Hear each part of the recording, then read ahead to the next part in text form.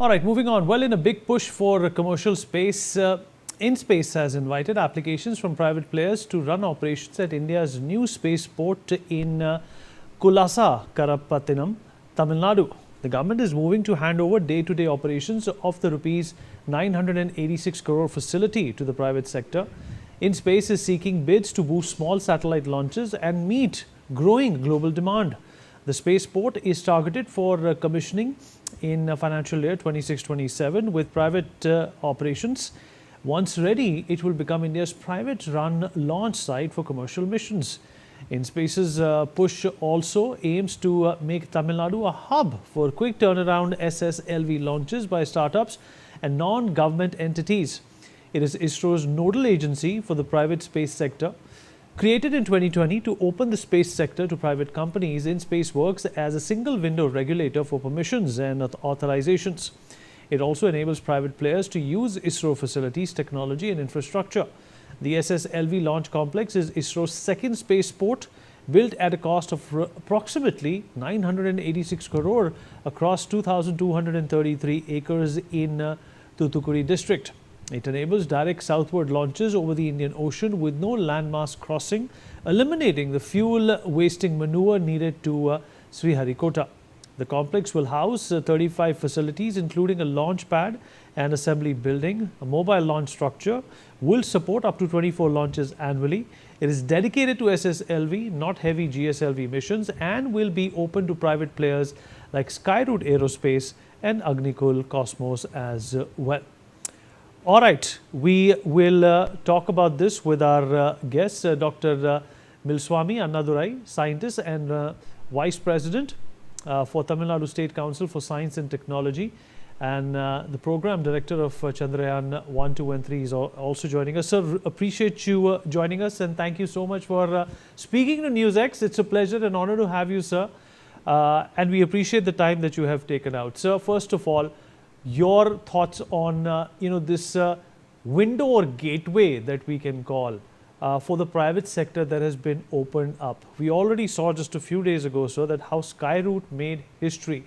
This is obviously in line, in consonance with that same spirit and success, isn't it, sir?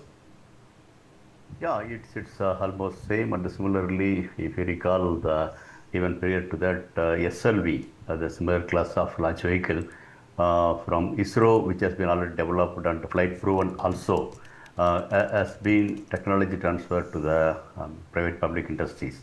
So that is also readily available.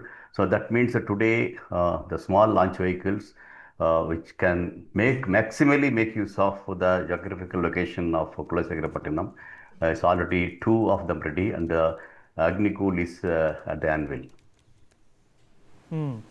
So what would you describe as a successful scenario when it comes to India's private space program? The kind of processes and the kind of inputs that have been given by the government also. How important have they been for this kind of a possibility to take shape? Yeah, if you look at here now, the thing is, it's a more of a smaller and smarter satellites, around 200 to 300, 400 kg class of satellites, more predominantly going for the near polar orbit. For this, Kulasagirapattinam is very aptly suited.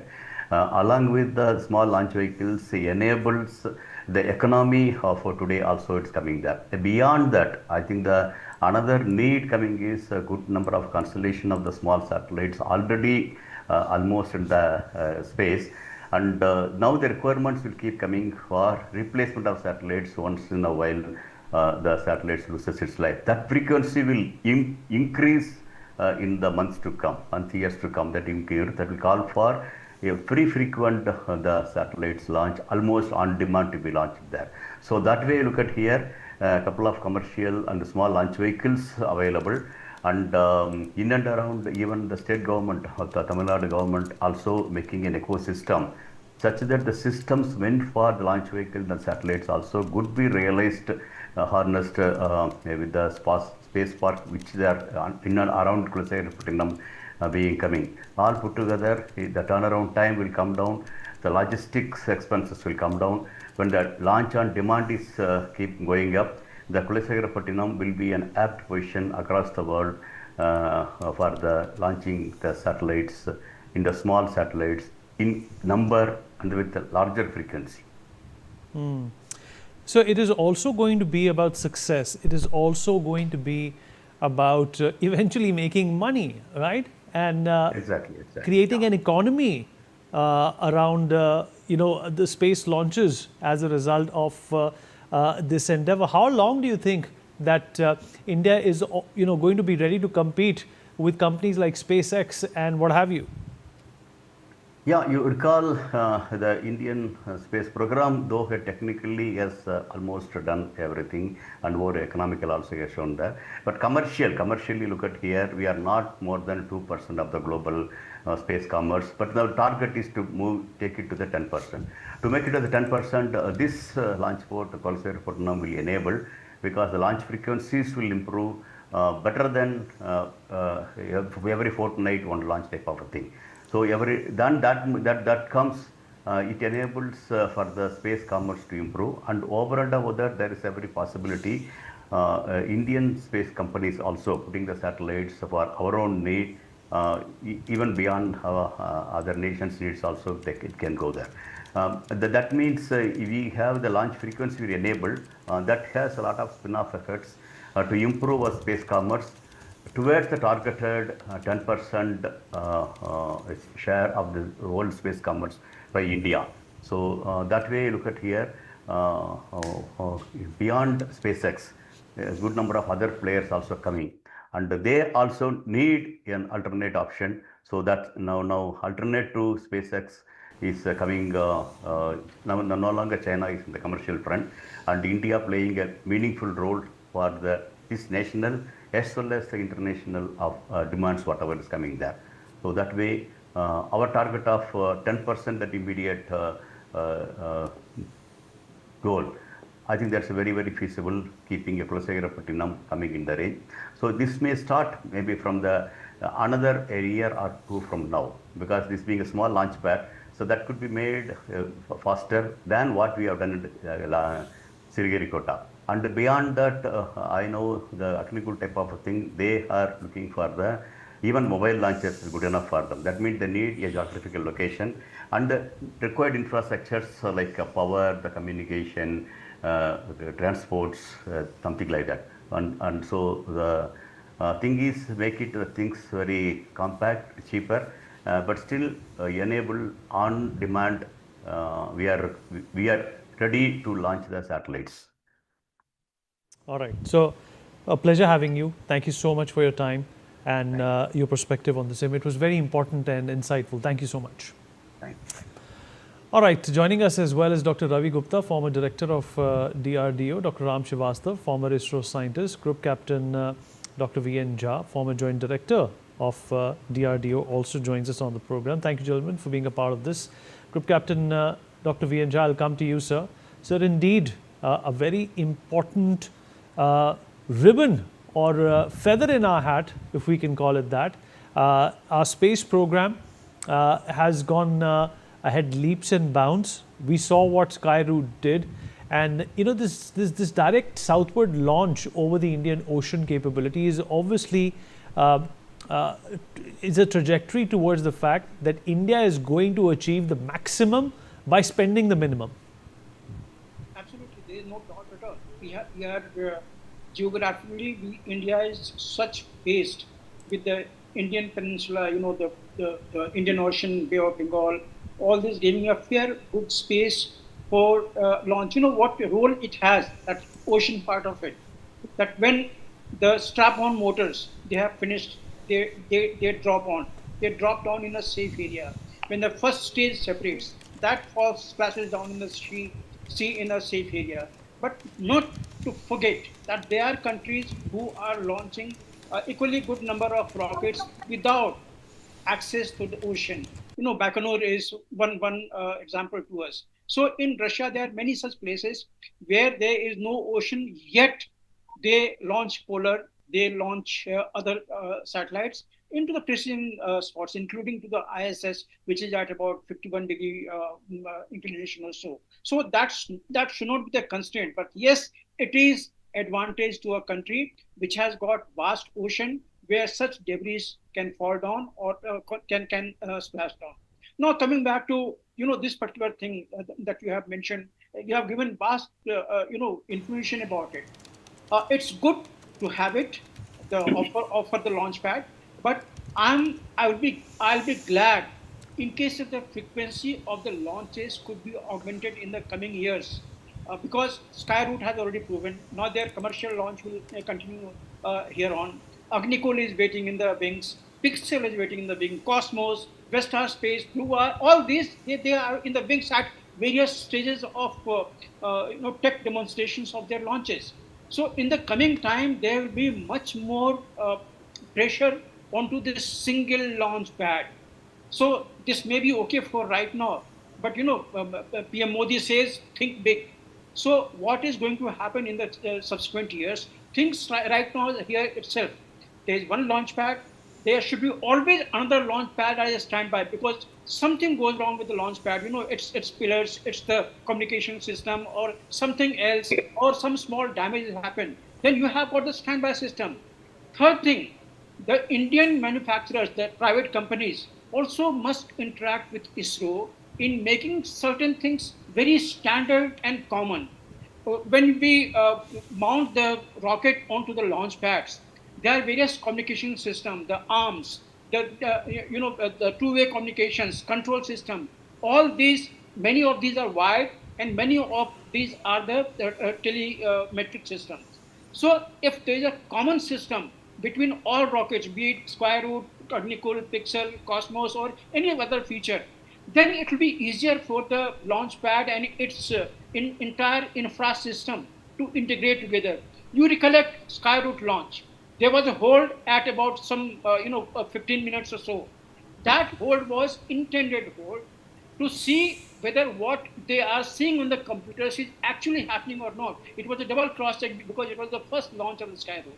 So such things is welcome in the initial tech demonstrations, but it is not desirable in a commercial launching. There you should go absolutely smooth without any hurdles. Once you set down your countdown beyond, less than 15 minutes, there should be no hold thereafter. So welcome step. It is something which is to always welcome. But then this was intended for common systems in the ISRO like test bench, launch pad, telemetry and tracking system, info on the space environment. All these things should be coming to the private players. It is desirable. Further, at the launch pads, there are certain facilities, transporters of rockets, cranes, positioning on the pad, universal ports in taking the data out of there. So there are a whole lot of things which can be common. It could be time saving. Right now, even for the small rocket, time here in India is about 7 days on the pads. It should be reduced. Uh, uh, uh, go to any other country, advanced countries. It takes for the small rocket takes 1 to 3 days. So subsequently in the coming months, coming launches, that should be attempted, that the wait period on the launch pad should be reduced, and otherwise there should be more number of the launch pads created. All right, fair enough. Dr. Ravi Gupta, more number of launch pads need to be created. Well, well begun is half done. I guess we are halfway there, sir. Definitely, I think it is a very important and a very good step in the right direction. See, although the privatization of such facilities built by the taxpayers' money by the strategic science departments is not a new thing. I would like to remind you that way back in around 35-40 years back, the DRDO did the similar thing where very, very expensive facilities were created. They were required for our missile program and the aircraft program. And what we did was we found a kind of a government-owned and company-operated. So we handed over not the facility as such, but the operation part of the facility. So it is, I don't know what are the specific details of this particular expression of interest, what are the terms and conditions involved, and to what extent they are going to hand over. But one thing is certain, that country needs large number of spaceports. Just one or two or three or four will not do. And our ISRO, it's a magnificent organization, very big organization, and it has lot many other things to do. So maintaining of the spaceport or space launch facilities, it is a very, very kind of a routine kind of a job, which can be definitely handled by large number of companies which have expertise, technical expertise today in the country. I mean, we have come a long way from those days where the industry was not yet mature. Today, our engineering side, technology side industry is very well matured, and they can take care of these things. Now, having said that what we need is to be cautious about how we are doing it.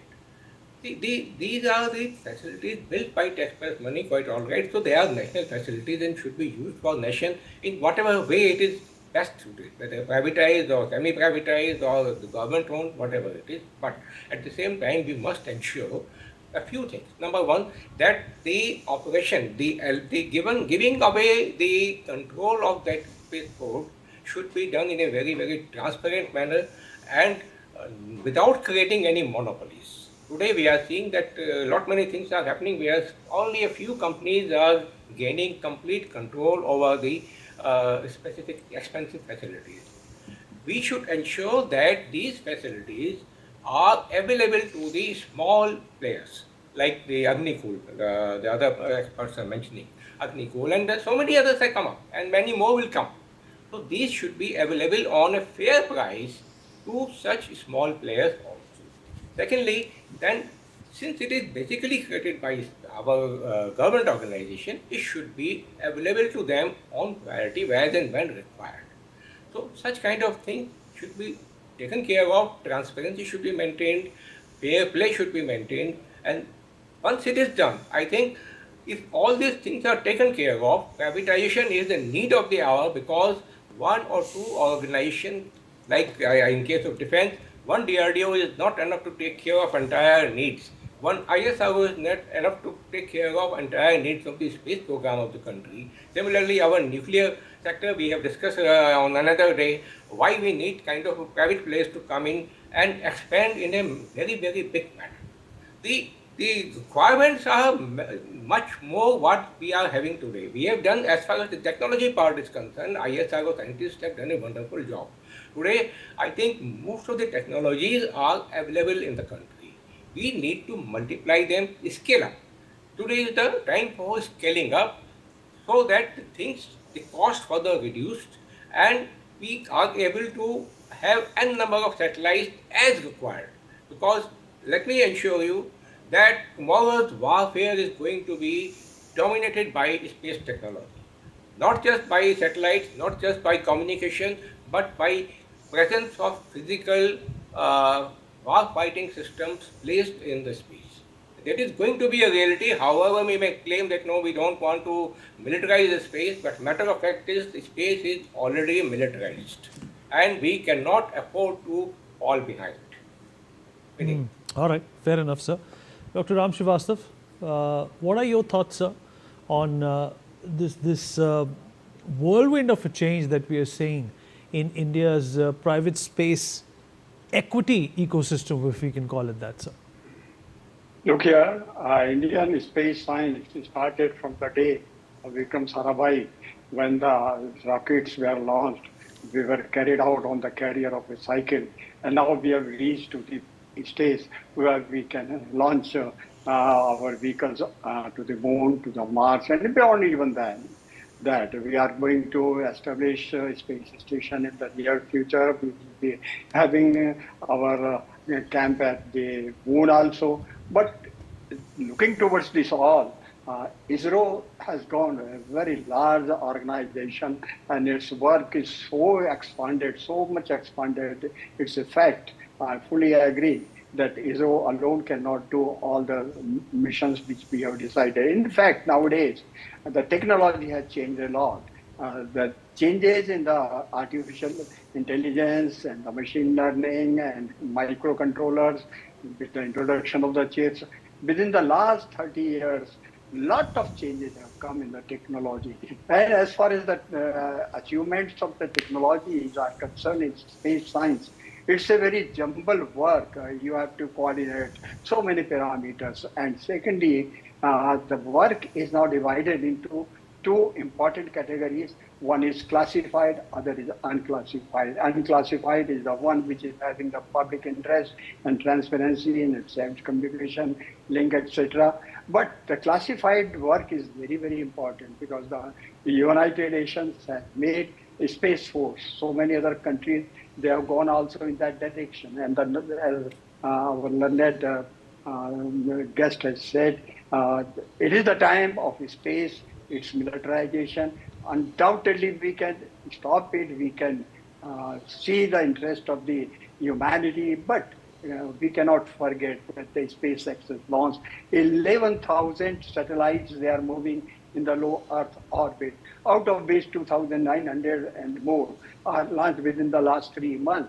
That means the space is having a lot of chunks of the dead satellites and rockets parked and so many other things. So looking towards that, the future is going to be very, very complicated, and there will be so many parameters which are cannot be done alone with the National Organization of Space. Its work is to be distributed. And there is one advantage of the private sector. That advantage is those persons who are working in the ISRO, they have got some experience. By the age of 60 years retirement, they are being governed by the your fundamental rules. So they are going to be retired. So that knowledge of the retired persons of the scientists can be utilized in the private sector. And most of the private sector where it is coming up in the startup, there are more than several, now number has increased by 280, 2,800 or more. So each and every startup is now working day and night to pick up the problems which ISRO scientists are facing, the future requirement.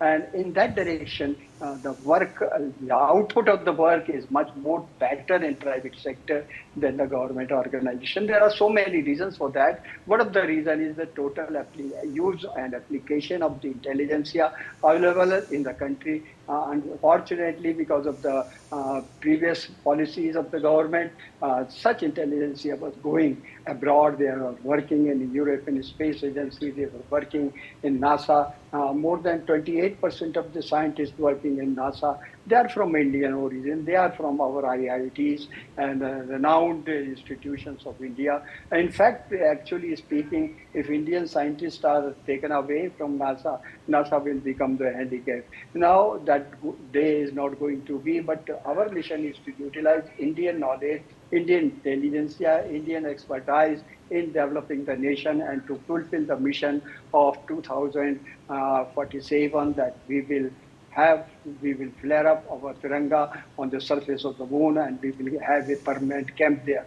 Within a few years, we are going to just launch our own space station, all right, sir, which will be very useful. All right, sir. We've run out of time, but appreciate all the perspectives and inputs everybody in this show was able to bring to the table. We'll take a short break now. Be right back.